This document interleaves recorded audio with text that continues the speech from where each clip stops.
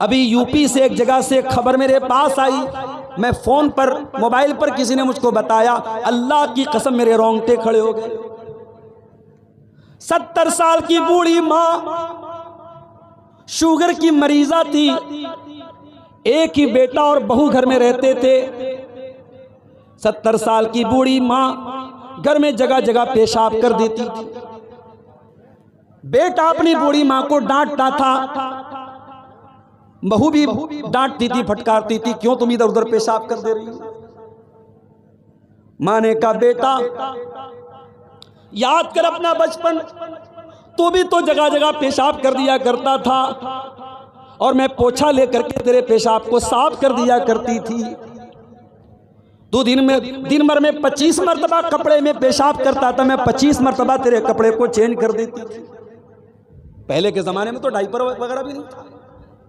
अब तो माशाल्लाह नए दौर की औरतें हैं, डाइपर है, वाइप्स है, फलाना है, ढकाना है, तो बहुत आसानी है। उस बूढ़ी मां को जो जगह जगह पेशाब करती थी, उसके अपने बेटे ने और बहू ने इतना मारा, उस मोहल्ले के एक आदमी ने देखा उस बूढ़ी औरत को गठरी की तरह पड़े हुए कमरे में। उस बूढ़ी औरत की लाश मिली है और लाश ऐसी तरीके से मिली है कि चेहरे पर मारने के निशानात भी हैं, चोट के निशानात भी हैं। और पुलिस को और मोहल्ले वालों को पूरा डाउट है कि उसी बेटे और बहू ने मिलकर के अपनी मां को मारा है। ये हालात हैं आज। इंसान इतना क्रूर हो चुका है, इतना कठोर हो चुका है, इतना सख्त दिल हो चुका है। ववस्सैनल इंसान बिवालिदैहि, ऐ इंसान तू अपने माता पिता के साथ अच्छा सलूक कर। हमलतु उम्मुहु कुरहा, हमलतु उम्मुहु वहनन अला वहनिन, तेरी माँ ने तकलीफ दर तकलीफ से तुझको अपने पेट में रखा है। कुरान के 26वें पारे में अल्लाह ने फरमाया, ववस्सैनल इंसाना बिवालिदैहि इहसाना, हमने इंसान को हुक्म दिया अपने माता पिता के साथ तू अच्छा सलूक कर। हमलतु उम्मुहु कुरहा व वज़अतहु कुरहा, तेरी माँ ने बड़ी तकलीफ से तुझको पेट में रखा था और बड़ी तकलीफें झेल करके तुझको जन्म दिया था। 3 तकलीफें ऐसी है जो माँ उठाती, पेट में रखने की तकलीफ, जन्म देने की तकलीफ और 9 महीने तक दूध पिलाने की। इसीलिए बाप का दर्जा अपनी जगह है, मगर मां का दर्जा बाप से भी 3 गुना ज्यादा है। दुनिया वालों, तुम कहते हो इस्लाम ने औरत को क्या दिया है, आओ मैं तुमको बताऊं। इस्लाम ने औरत को यह सम्मान दिया है कि अगर औरत मां है तो बाप से 3 गुना उसका दर्जा ज्यादा है। जज़ाकल्लाह बेटा। अल्लाह के प्यारे नबी के पास एक सहाबी आए और आकर के सवाल किया, मन अहक्कुन नास बिहुस्न सहाबती, अय अल्लाह के नबी मेरे अच्छे सलूक का सबसे ज्यादा हकदार कौन है। आपने फरमाया उम्मुका, तेरी माँ है। पूछा उसके बाद कौन है, आपने फरमाया तेरी माँ है। उसके बाद पूछा कौन है, फरमाया तेरी माँ है। चौथी मर्तबा आपने फरमाया तेरा बाप है। जिस माँ को इस्लाम ने यह दर्जा दिया था, उस माँ को आज आपने गाली बना दिया। किसी से लड़ाई होती है, माँ की गाली हम देते हैं। तुम्हें गाली देने के लिए बाप नहीं मिला, गाली देने के लिए भाई नहीं मिला, गाली देने के लिए कोई और माँ मिली थी तुझे गाली देने के लिए, तो उन्हें माँ को गाली बना दिया। नबी ने 3 मर्तबा माँ का नाम लिया। एक सहाबी अल्लाह के नबी के पास आए और कहा, अल्लाह के नबी मैं जिहाद में जाना चाहता हूं, आपके साथ जंग में जाना चाहता हूं। मैं अपने माँ बाप को छोड़ के आया हूं, रो रहे हैं मेरे माँ बाप। आपने फरमाया, ऐ मेरे सहाबी, जाओ और अपने माँ बाप को हंसा करके आओ जैसे तुम रुला करके आए हो। माँ बाप को रुलाने की तुमको इजाजत नहीं है। उन्होंने हमेशा तुम्हें हंसाया है, उनकी वजह से तुम्हारे लब पर मुस्कुराहट आई है, लिहाजा तुम्हारी वजह से उनकी आंखों में आंसू नहीं आने चाहिए। जाओ अपने माँ बाप को तुम हंसा करके आओ। औरत अगर माँ है उसका ये दर्जा है। और यही औरत अगर बेटी बन के आती है, अल्लाह के प्यारे नबी क्या फरमाते हैं, मनिबुतुलिया बिहाज़िहिल बनाति शैअन कुन्न लहू सितरम मिनन नार। जिसको अल्लाह ताला बेटी देकर के आजमाता है, जिसका इम्तिहान अल्लाह ताला बेटी दे करके लेता है और इस इम्तिहान में वो खरा उतर जाता है, अल्लाह के प्यारे नबी फरमाते हैं कुन्न लहू सितरम मिनन नार, वो बेटी अपने माँ बाप को जहन्नम की आग से बचाती है। ओ बेटी वालों, बेटी तो तुमको जहन्नम की आग से बचाने के लिए आई है, मगर तुमने क्या किया जरा गौर करो।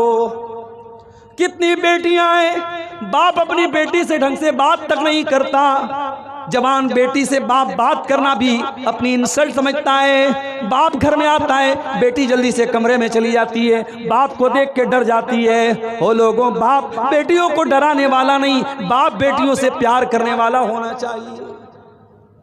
अल्लाह के प्यारे नबी जनाब मोहम्मद रसूलुल्लाह सल्लल्लाहु अलैहि वसल्लम कैसे बाप थे बेटी। हजरत आयशा फरमाती हैं, बुखारी की रिवायत है, जब हजरत फातिमा आती थी, नबी की बेटी जब आती थी, अल्लाह के प्यारे नबी अपनी बेटी का वेलकम करते थे, स्वागत करते थे, खड़े हो जाते थे और कहते थे मरहबम बिबनती, ऐ मेरी बेटी तेरा आना मुबारक हो। और आप अपनी बेटी का हाथ पकड़ के चूम लेते थे और अपनी सीट पर अपने बगल में अपने बाजू में अपनी बेटी को बिठाते थे।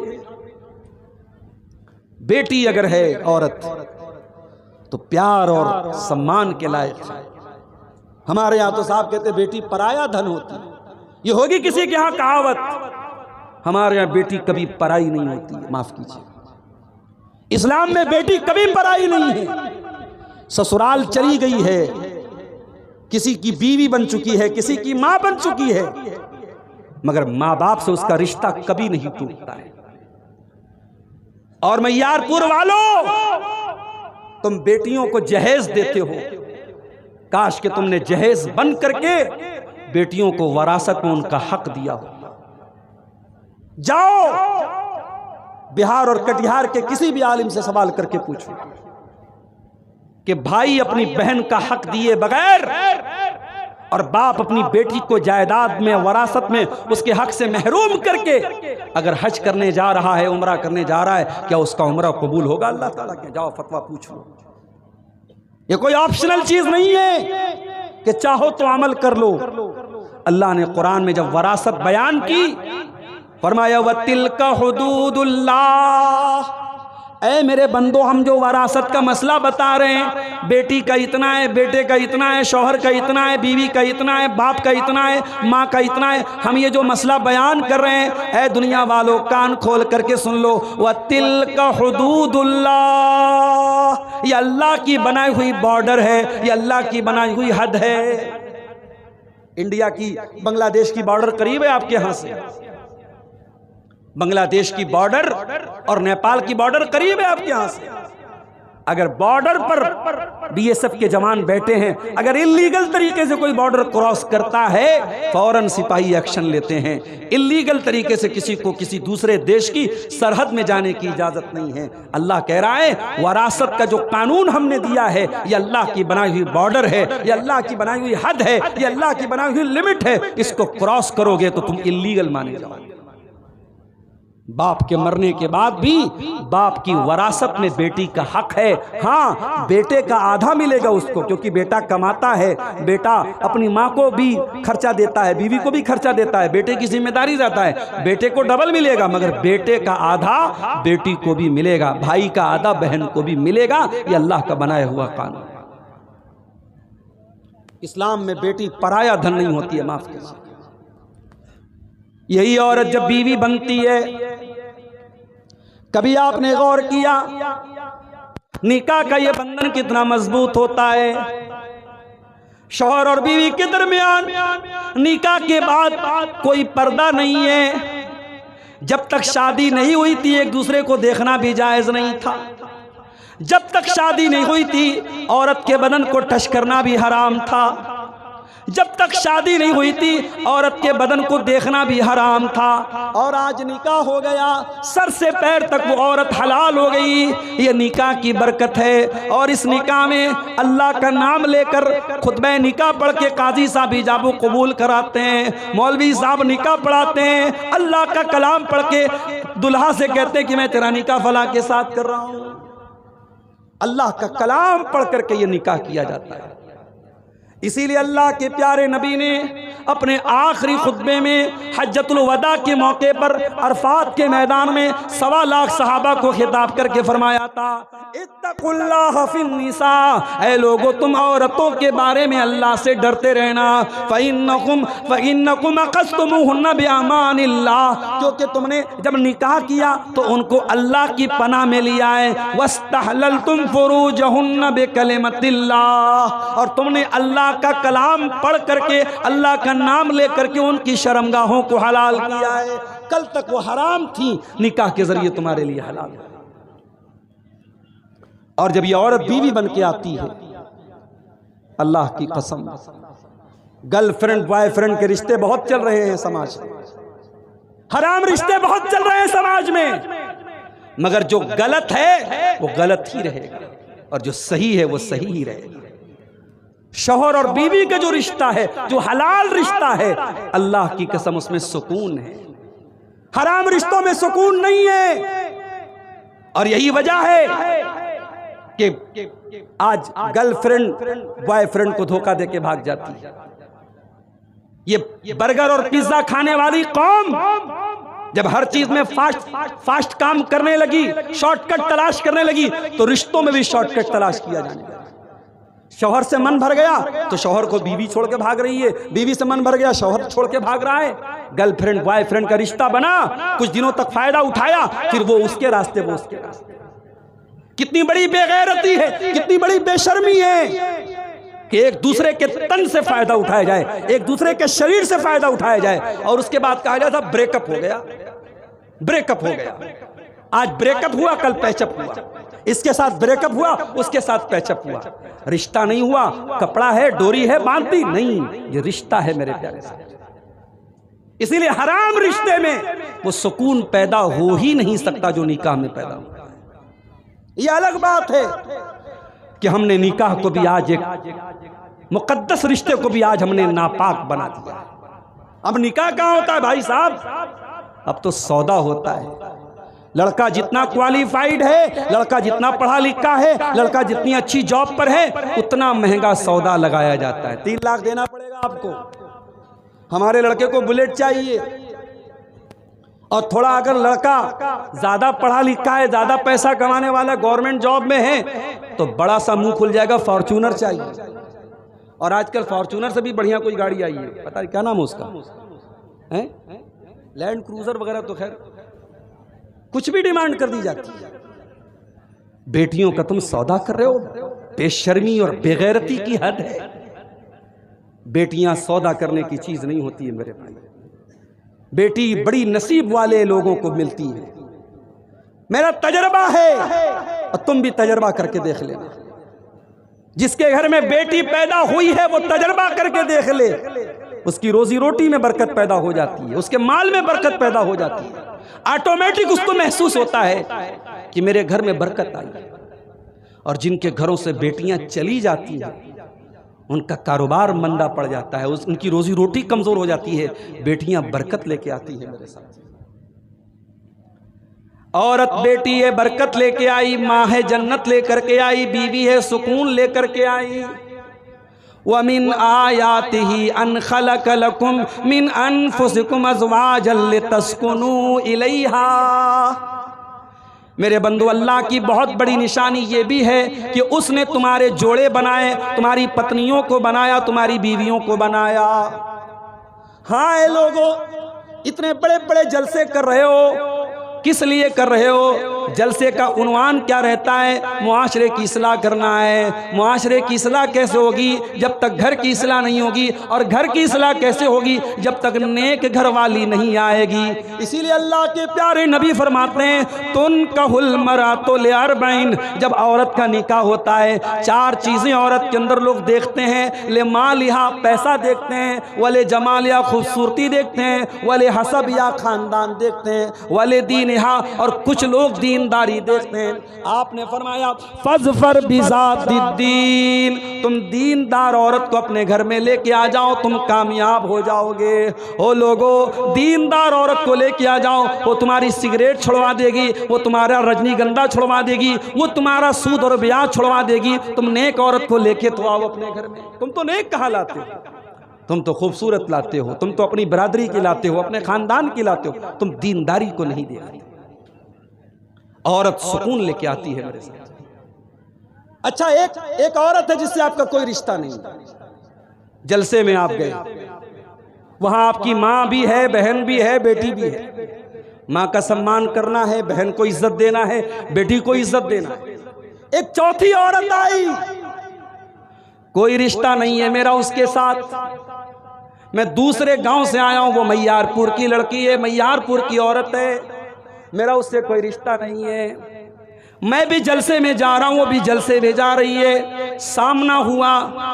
कुरान क्या कहता है? कुल्लिल मोमिनीना यगुज़्ज़ू मिन अबसारिहिम, ऐ मुसलमानों, कोई गैर लड़की तुमको नजर आ जाए, अपनी निगाहों को नीची कर लो, उसे घूर घूर के न देखो, अपनी निगाहों को उसके ऊपर न जमाओ, अपनी निगाहों को नीची कर लो। अल्लाह अकबर। इस्लाम ने औरत को कितना सम्मान दिया है। कोई गैर औरत है, कोई रिश्ता नहीं है, न बहन है, न बेटी है, न माँ है, लेकिन कोई गैर औरत भी है तो आपको उसे घूरने की इजाजत नहीं है, आपको उसे हरासमेंट करने की इजाजत नहीं है, आपको उसे परेशान करने की इजाजत नहीं है। आपके समाज में किसी औरत के बारे में अफवाह उड़ गई, वो औरत बदचलन है, आपने भी मजा लेने के लिए उसको लोगों से कहना शुरू किया, अरे फला की लड़की तो बदचलन है। आपके पास कोई प्रूफ नहीं है, आपके पास कोई दलील नहीं है, और आपने किसी औरत को बदचलन होने का आरोप लगाया, कैरेक्टर पर आरोप लगाया, तो कुरान क्या कहता है? वल्लज़ीना यरमूनल मुहसनाति सुम्मा लम यातू बिअरबाति शुहदा फजलिदूहुम तमानीना जल्दा। जो किसी बेकसूर औरत पर, किसी पाक दामन औरत पर बदचलनी की तोहमत लगाए, चरित्रहीन होने का इल्ज़ाम लगाए, कैरेक्टरलेस होने का इल्ज़ाम लगाए, उस औरत के ऊपर ज़िना का इल्ज़ाम लगाए और 4 गवाह उसके पास न हो। इस्लाम ने जो सबूत मांगा है, जो गवाह मांगा है, अगर वो गवाह तेरे पास नहीं है, वो सबूत तेरे पास नहीं है, तो कुरान क्या कहता है? फजलिदूहुम समानीना जल्दा। इल्ज़ाम लगाने वाले को, तोहमत लगाने वाले को, झूठा इल्ज़ाम लगाने वाले को 80 कोड़े मारे जाएंगे। वला तक़बलू लहुम शहादतन अबदा। और इस्लामी अदालत में उस इंसान की गवाही कभी कबूल नहीं की जाएगी। औरत के सम्मान और औरत के चरित्र की कितनी अहमियत है। औरत पर आपने झूठा इल्जाम लगाया है, 80 कोड़े लगेंगे और अदालत आपको बैन कर देगी कि ये आदमी कोई भी गवाही देगा, इसकी गवाही अनएक्सेप्टेबल है, अस्वीकार्य है, इसकी गवाही कबूल नहीं की जाएगी। यह है औरत का सम्मान। मेरे प्यारे भाइयों, इस्लाम ने औरत को दबाया नहीं है, इस्लाम ने तो औरत को उठाया है। अल्लाह के प्यारे नबी जब अरब की धरती पर आए थे, इस औरत के ऊपर बहुत अत्याचार होता था। जानवरों की तरह ये औरत बाजार में बिका करती थी। एक एक औरत से 10-10 लोग शादी करते थे। पति के मरने के बाद आपके भारत की धरती पर भी 1400 साल पहले नहीं बल्कि 100 साल पहले भी सती प्रथा लागू थी। पति के मरने के बाद पत्नी को पति की चिता के साथ जला दिया जाता था। विधवा औरत और बेवा औरत का निकाह करना, शादी करना पाप माना जाता था, गुनाह माना जाता था। अरब के अंदर जब कोई शौहर मर जाता था 1 साल तक उसकी बेवा औरत को एक काल कोठरी में बंद कर देते थे। उसी में लैट्रीन करती थी, उसी में पेशाब करती थी, उसी में खाना खाया करती थी, उसी में पानी पिया करती थी। 1 साल तक उसको सूरज की रोशनी देखने नहीं दिया जाता था। इस्लाम ने आकर इन कुप्रथाओं को रोका है। इस्लाम ने आकर इन बैड ट्रेडिशंस को, इन गलत ट्रेडिशंस को रोका है। और इस्लाम ने दुनिया को पैगाम दिया, व इज़ल मौऊदतु सुइलत बिअय्यि ज़ंबिन कुतिलत, ऐ लड़कियों को जिंदा जमीन में गाड़ने वालों, कल क़यामत के दिन वो लड़की क़यामत के दिन आएगी और उससे पूछा जाएगा तेरे माँ बाप ने, तेरी माँ ने, तेरे बाप ने किस अपराध में तुझको मारा था, तेरा अपराध क्या था, तेरा कसूर क्या था। इस्लाम ने औरत की जान बचाई है मेरे प्यारे साथियों। इस्लाम ने औरत को पर्दे में रहने का हुक्म दिया, और क्यों दिया है वो भी आप समझ लीजिए। बहुत आसान मिसाल मैं देता हूं, बहुत आसान मिसाल। 20,000 वाला मोबाइल है, अच्छा सा कवर लगाया आपने, टेम्पर्ड ग्लास लगाया ताकि गिर जाए तो स्क्रीन न टूटे, पानी न चला जाए। लेकिन आपने आईफोन ले लिया। नया वाला आईफोन कितने का आ रहा है? शायद 75,000 का या 1 लाख का आ रहा है नया वाला आईफोन, या वो एक और सैमसंग का कौन सा अल्ट्रा आ रहा है, 1,00,000-1.25 लाख का। इतना महंगा आपने मोबाइल लिया। मोबाइल महंगा है तो कवर और महंगा है, मतलब कवर भी उसी हिसाब का है। जितना कीमती मोबाइल है उसको प्रोटेक्ट करने के रास्ते उतने ही मुश्किल है, ताकि मोबाइल कीमती है, खो ना जाए, चोरी ना हो जाए, टूट ना जाए, गिर ना जाए।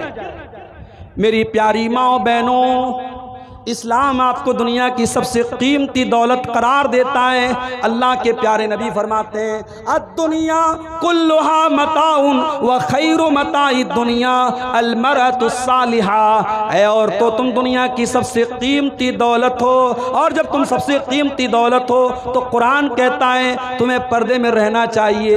या अय्युहन नबी कुल अज़वाजिका व बनातिका व निसाइल मोमिनीन, ऐ नबी अपनी बीवियों से भी कह दीजिए, अपनी बेटियों से भी कह दीजिए, और तमाम मुसलमान औरतों से कह दीजिए, युदनीना अलैहिन्ना मिन जलाबीबिहिन्ना, कि जब वो अपने घर से निकलें तो चादर में निकलें, पर्दे में निकलें, नकाब में निकलें, अपने आप को एक्सपोज न करें, अपने हुस्न की नुमाइश न करें, अपनी खूबसूरती का प्रचार न करें, छुप करके निकलें, पर्दे में निकलें। ज़ालिका अदना अन युरफ़ना फला यूज़ैन, ताकि दुनिया समझ जाए ये शरीफ घर की लड़कियां हैं, ये मुसलमान लड़कियां हैं, ये नेक घराने की लड़कियां हैं, और किसी को छेड़ने की हिम्मत न हो सके।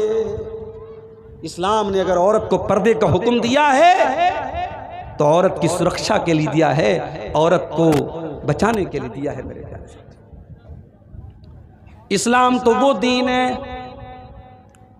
ज़िनाकारी को इस्लाम हराम करार देता है, और हराम ही करार नहीं देता, बल्कि अल्लाह फरमाता है वला तक़रबुज़्ज़िना, तुम ज़िना के करीब भी न जाना। इस्लाम ने जब ज़िना से रोका है तो ज़िना से करीब लेके जाने वाली तमाम चीज़ों को बैन कर दिया इस्लाम ने। औरत अकेले ट्रैवल करेगी, सफ़र करेगी, उसकी जान को, उसकी आबरू को खतरा होगा। इस्लाम कहता है ला तुसाफिरुल मरअतु इल्ला व मअहा मुहरिम, औरत बगैर मुहरिम के सफ़र न करे, उसका कोई महरम होना चाहिए, बाप हो, शौहर हो, बीवी, बेटा हो, भाई हो, भांजा हो, भतीजा हो, कोई भी महरम होना चाहिए। कोई औरत अकेले में किसी गैर मर्द के साथ नहीं मिलेगी। फरमाया ला यख्लुवन्न रजुलुम बि इम्रातिन इल्ला वसालिसुहुम शैतान, कोई मर्द किसी औरत के साथ अकेले में न जाए। जवान बेटियों को हाफिज जी के पास पढ़ने भेजते हो, ये जायज़ नहीं है, माफ़ करना। बहुत नेक इंसान है हाफिज साहब, बहुत अल्लाह वाले मौलवी साहब, मगर जवान बेटी को किसी मर्द के पास तालीम के लिए भेजना ये सही नहीं है। अगर पर्दे के बगैर तालीम हो रही है और आपकी जवान बेटी मौलवी साहब के पास और हाफिज साहब के पास जाके तालीम हासिल कर रही है तो आप ज़िना को दावत दे रहे हो, आप हराम काम को दावत दे रहे हैं। कुरान कह रहा है वला तक़रबुज़ ज़िना, ज़िना के करीब भी मत जाओ। मस्जिद में औरत नमाज पढ़ने आ सकती है। नबी के दौर में भी औरतें आती थीं। एक सहाबी जिनका नाम अम्र बिन सलमा था, अपने कबीले में वही एकलौते थे जिनको कुरान याद था और 6 साल के बच्चे थे वो। जब उनकी कौम के लोग ईमान लाए और नबी अकरम ने हुक्म दिया कि जाओ अपनी कौम को तुम लोग नमाज पढ़ो और तुम में से कोई आदमी इमाम बन जाए, जिसको कुरान ज़्यादा याद हो उसको इमाम बना दो। अम्र बिन सलमा के कबीले के लोगों ने गौर किया, पूरे कबीले में सबसे ज़्यादा कुरान अगर किसी को याद था 6 साल के बच्चे को याद था। बच्चे का नाम अम्र बिन सलमा था। लोगों ने इमाम बना दिया। अम्र बिन सलमा कहते हैं मेरे पास एक ही कपड़ा था, एक ही चादर थी, वही मेरी लुंगी थी, वही मेरा कुर्ता था। एक ही चादर पहनता था मैं, उसको पहन करके मैं नमाज पढ़ाने लगा। जब मैं रुकू में जाता था तो मेरी सुरीन नज़र आ जाती थी, मेरी पीछे की शर्मगाह नजर आ जाती थी। औरतों ने कंप्लेंट की शिकायत की, कहा कि अरे कम से कम अपने इमाम की शर्मगाह तो ढांप दो, अपने इमाम की पीछे की शर्मगाह तो कवर कर दो, इतना कपड़ा तो ला के उसको दे दो। हजरत अम्र बिन सलमा कहते हैं मेरी कौम के लोगों ने मुझे चादर ला के दी, उतनी खुशी मुझे हुई कि उससे ज़्यादा मुझे खुशी कभी नहीं हुई थी। पता ये चला कि नबी के दौर में औरतें मस्जिद में आती थी, उनका इंतज़ाम होता था। आज सीमांचल में इतना बड़ा बेल्ट है अहले हदीसों का, जाके सर्वे कर लीजिए। जितनी मस्जिदों में जुमा की नमाज होती है जाइए और सर्वे कीजिए। कितनी जुमा की जामा मस्जिदों में जहां जुमा की नमाज होती है, कितनी जामा मसाजिद में औरतों की नमाज का इंतजाम है, जाइए पता कर। मेरा एक अंदाजा है कि शायद अगर 100 मस्जिदें होंगी जहां जुमा हो रहा है तो 90 मस्जिदों में औरतों का इंतजाम नहीं है। माफ कीजिए, सीमांचल की बात कर रहा हूं।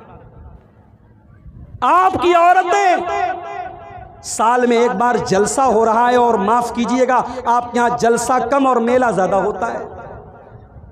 हम लोग जलसे में आते हैं, अपनी क़याम गाह से स्टेज तक आने में ही हम सारा मंजर देख लेते हैं। रास्ते में कौन तकरीर सुनने आया है, कौन मोबाइल पर कहाँ लगा हुआ है, कौन किसको देख रहा है, कौन किसको इशारा कर रहा है, कौन किसको देख के मुस्कुरा रहा है, हम लोग भी बड़ी दूर की नजर रखते हैं। मेरे प्यारे साथी,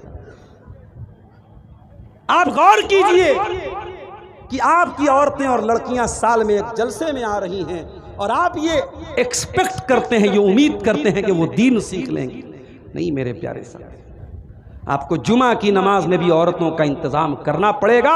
और आप ये मत कहिएगा हम बहुत गरीब लोग हैं, नहीं आप गरीब लोग नहीं हैं। आपकी शादियां देख के नहीं लगता है कि आप गरीब हैं। 200-200 बारातियों को आप जब चिकन भी खिलाते हैं, मटन भी खिलाते हैं, तब नहीं लगता कि आप गरीब हैं। जब 3-3 लाख रुपया जहेज देते हैं लड़कियों को, तब नहीं लगता गरीब हैं। आप अगर चाहें हर वो मस्जिद जहां जुमा की नमाज हो रही है, अगर गांव वाले चाहेंगे, और इसी मनिहारी के इलाके में मैंने बाज़ इलाकों में देखा है लोगों ने अपने गाँव में कलेक्शन करके लाखों रुपये की ईदगाह बना ली है। आप चाहेंगे हर मस्जिद में जहाँ जुमा की नमाज हो रही है औरतों का इंतज़ाम हो सकता है। और आज के इस दौर में बहुत ज़रूरी है मेरे प्यारे साथियों औरतों का इंतजाम। लेकिन अगर जुमा की नमाज में औरत जुमा की नमाज पढ़ने आ रही है तो मेरी प्यारी माँ बहनों कान खोल करके सुन लो। अल्लाह के प्यारे नबी फरमाते हैं अगर कोई औरत खुशबू लगा करके मस्जिद में आती है, नमाज पढ़ने आ रही है, जुमा पढ़ने आ रही है, तरावी पढ़ने आ रही है, अगर वो खुशबू लगा करके मस्जिद में आती है तो 40 दिन तक उसकी नमाज कबूल नहीं होगी। 40 दिन तक उसकी एक टाइम की नमाज कबूल नहीं होगी। जो औरत सिर्फ खुशबू लगा करके मस्जिद में आई है, मेरी प्यारी माँ और बहनों, जब मस्जिद में आपको खुशबू लगा करके आने की इजाज़त नहीं है तो कटिहार और मनिहारी के बाजार में और पूर्णिया के गुलाब बाग में और किसी वाटर पार्क में और किसी रेस्टोरेंट में और किसी मॉल में आपको बेपर्दा और मेकअप करके और खुशबू लगा करके जाने की इजाज़त कैसे हो सकती है मेरे प्यारे साथी? औरत पर्दे में रहेगी, दीन सीखेगी, इस्लाम सीखेगी। मैं नहीं कहता कि सारी बच्चियों को मदरसे में डाल दो, मगर जाकर के सर्वे कर लो कि स्कूलों में पढ़ने के नाम पर क्या क्या हो रहा है। आज हमारी कौम की बच्चियां इंग्लिश मीडियम स्कूल में पढ़ रही हैं। स्कूल का एनुअल फंक्शन हुआ, स्कूल वालों ने कहा आपकी बेटी डांस बहुत अच्छा करती है, हम चाहते हैं हमारे एनुअल फंक्शन में आपकी लड़की डांस करे। माँ ने शौहर से कहा, बीवी ने शौहर से कहा हमारी बिटिया बड़ा अच्छा डांस करती है, स्कूल वालों ने खुद से नाम दिया है, चलो डांस करवाते हैं। स्कूल का फंक्शन हुआ, स्टेज पर आपकी जवान लड़की नाच रही है और आप वीडियो बना रहे हैं और फख्र से अपने स्टेटस पे लगाए हैं माई डॉटर इज डांसिंग, मेरी बेटी डांस कर रही है।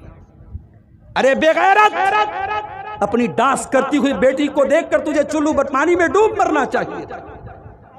तेरी कौम की बेटियां डांस कर रही हैं और तू फख्र से देख रहा है और तू वीडियो बना रहा है और तू इंस्टाग्राम पे डाल रहा है और तू फेसबुक पे डाल रहा है। और माफ करना, ये काम अभी तक तो इंग्लिश मीडियम स्कूल वाले करते थे, अब मदरसे वाले कहां पीछे रहेंगे।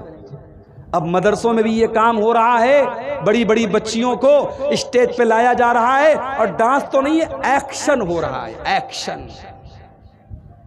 शराब का नाम बदल के विस्की रख दिया जाए, रम रख दिया जाए, बियर रख दिया जाए तो शराब हलाल नहीं हो जाएगी। ये डांस को आप एक्शन का नाम देते तो डांस सही नहीं हो जाएगा।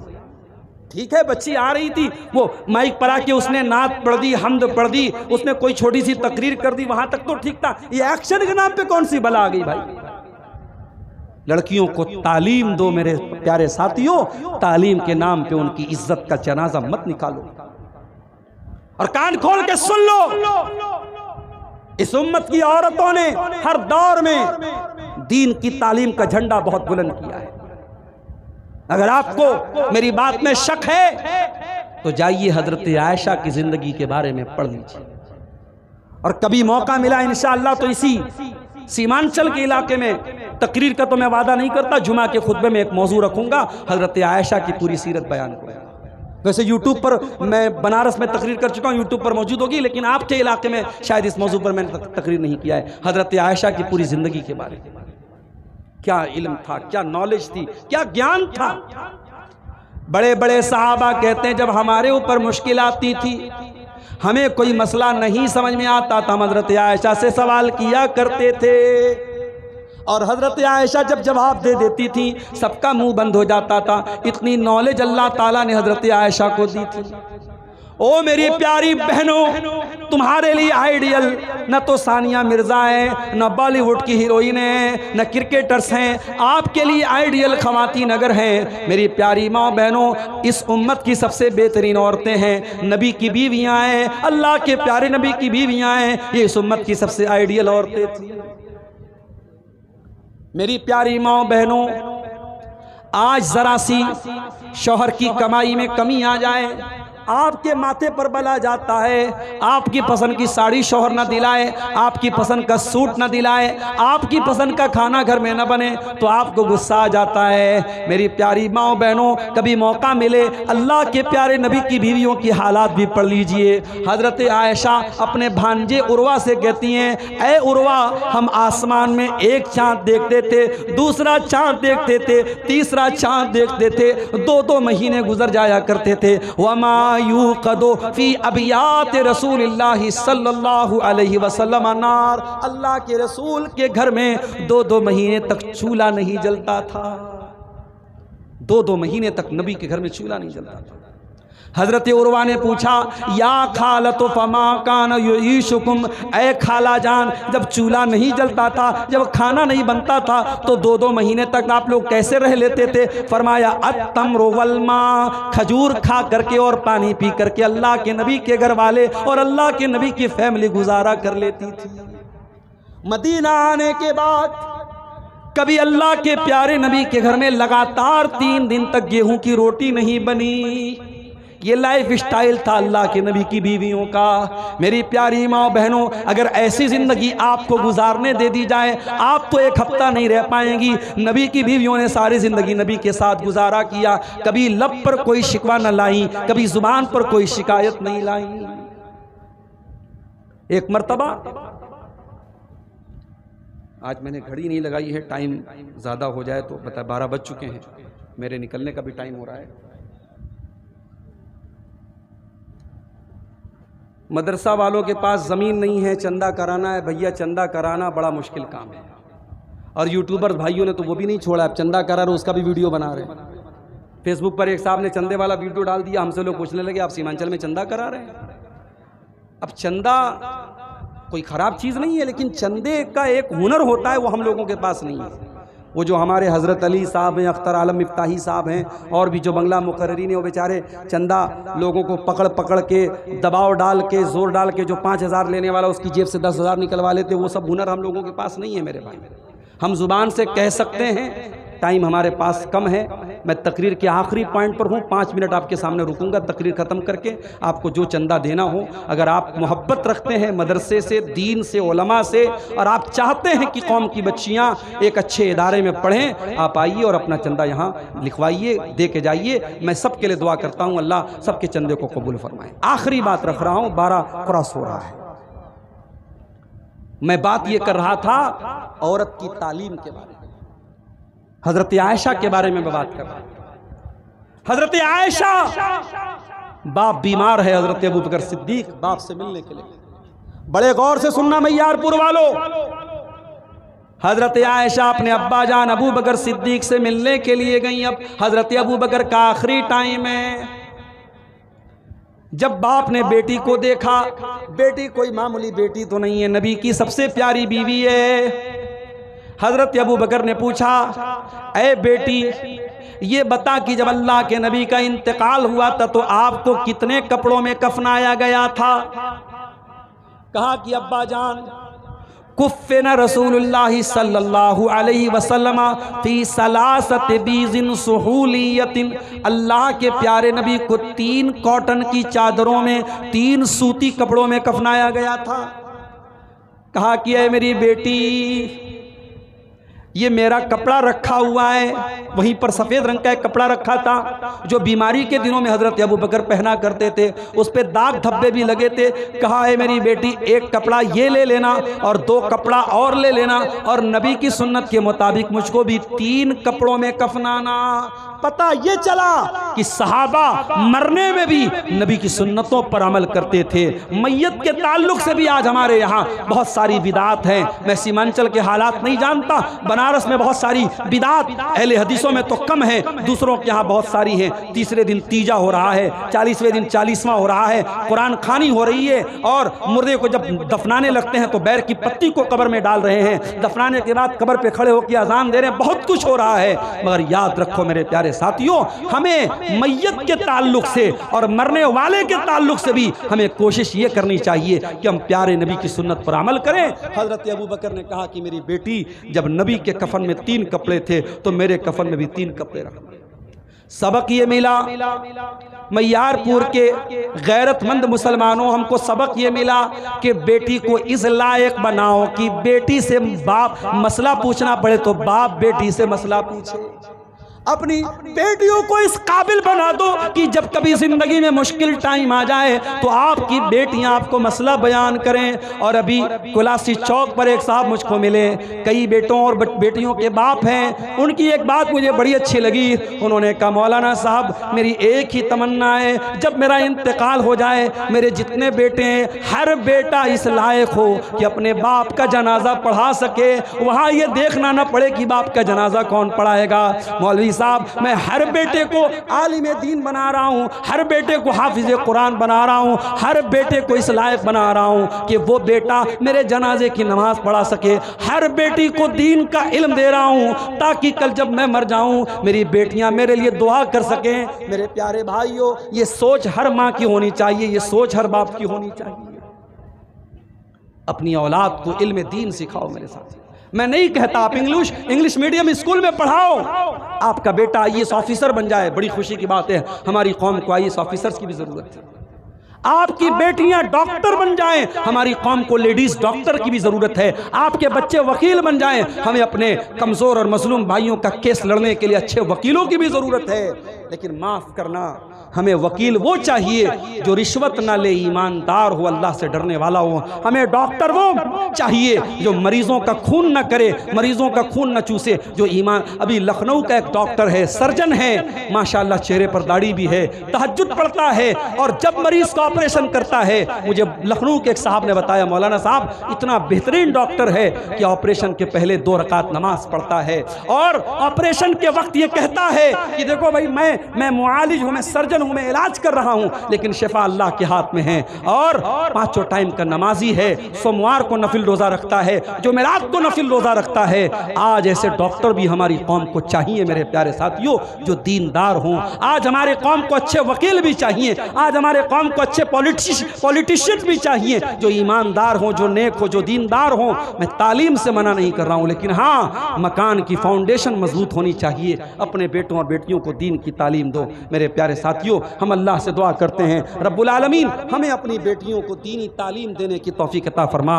इलाल आलमीन, ये मदरसतो रोज़तुल बनात जो इस इलाके का एक मदरसा है, और भाई ने कहा कि मदरसे के पास ज़मीन नहीं है, मैं आप सबसे अपील करता हूँ, आइए अल्लाह के इस दीन के दरसगाह में और इस इल्म के मरकज़ में अपनी गाड़ी कमाई में से आप जो भी देंगे, 1000, 500, 10,000, 5,000 जो भी देंगे, आपका ये चंदा इंशाअल्लाह ज़ख़ीरे आखिरत बनेगा। आज दुनिया में लोग पूछते हैं कि हमें कोई ऐसा इन्वेस्टमेंट बता दो जहां हम 10 रुपया लगाएं हमको 100 रुपया मिल जाए, डबल मिल जाए। मेरे भाइयों, आखिरत का ये इन्वेस्टमेंट है। यहां आप जो पैसा लगाएंगे अपने लिए, वो इंशाअल्लाह आखिरत में ज़ख़ीरा बनेगा। अल्लाह ताला, ये देखिए किसी भाई ने ये पैसा, मैं नाम नहीं ले पाऊंगा, टाइम कम है, निकलना है, आप बगैर नाम के आइए और चंदा देते हुए जाइए। अल्लाह आप सबके चंदे को कबूल फरमाए। तस्वीर खींचना कैसा है, क्योंकि आजकल ज़्यादातर जलसे के इश्तिहार में बड़े बड़े आलिम दीन, जैसा कि आप सबका भी तस्वीरों को इश्तिहार में छापा जाता है, ये कहाँ तक सही है? कुरान और हदीस की रोशनी में हम सामीन को जवाब दें। अब्दुल शकूर साहब को लेकर आए हैं, जो भी वॉलंटियर हजरात हैं, जिम्मेदारी दिया हुआ है, वो अब्दुल शकूर साहब को लेकर आइए। आप लोग बैठिए, सिर्फ कैमरा वाले को बोला गया है कि रिकॉर्डिंग बंद कीजिए। अभी आप लोग बैठिए। कैमरे की तस्वीर के बारे में बहुत सारे उलमा का ये मौक़िफ़ है कि ये हराम नहीं है। कैमरे की तस्वीर कोई पेंटिंग नहीं है जिसमें तस्वीर में इंसानी बदन का एक एक अज़्व बनाया जाए। जो जिस तस्वीर को हदीसों में हराम करार दिया गया, उसमें यह कहा गया कि क़यामत के दिन अल्लाह ताला कहेगा अह्यू मा खलक़तुम, जिसको तुमने बनाया है, पैदा किया, उसमें ज़िंदगी डालो।